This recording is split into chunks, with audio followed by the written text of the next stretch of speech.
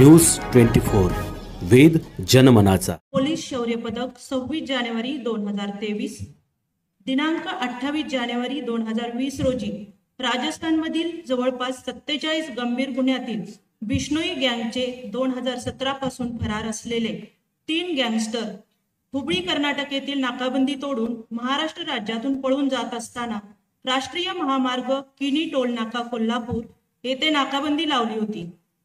त्या दरम्यान तेथील प्रवाशांवर तसेच पोलीस पथकावर फायरिंग करून गुन्हेगार पळून जात असताना पोलीस पथकाने अत्यंत धाडसाने सामोरे जाऊन प्रसंगावधान राखून आबालवृद्ध प्रवाशांची काळजी घेत प्राणांची पर्वा न करता गोळीबार करून दहशत निर्माण करणाऱ्या गँगस्टर्सवर वरिष्ठ पोलीस निरीक्षक तानाजी सावंत यांनी फायरिंग करून 2 गँगस्टर्सना जखमी करून एकूण 3 कुख्यात गँगस्टर्सना जिवंत पकडण्यात यश प्राप्त केले आहे।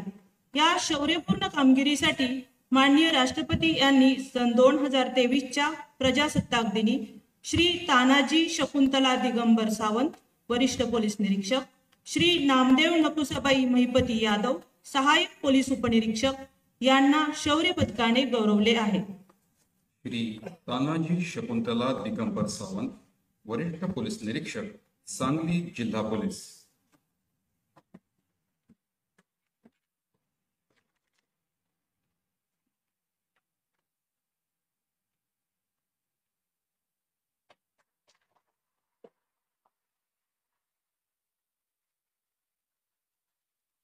श्री नामदेव नकुसाबाई महिपती यादव सहाय्यक पोलीस उपनिरीक्षक कोल्हापूर जिल्हा पोलीस।